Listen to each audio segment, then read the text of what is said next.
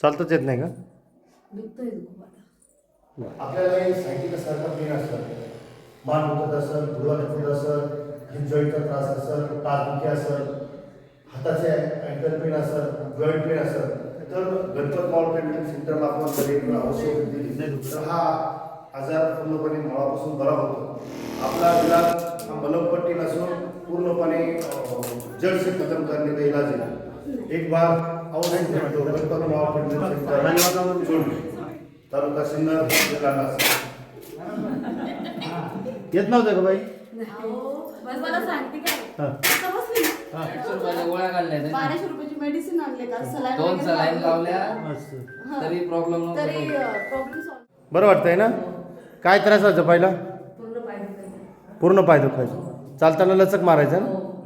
किती दिवसामध्ये त्रास होता? 2-3 दिवस झाले. 2-3 दिवस. आता किती टक्के आराम वाटतोय तुम्हाला? 100% वाटतं. 100% वाटतं.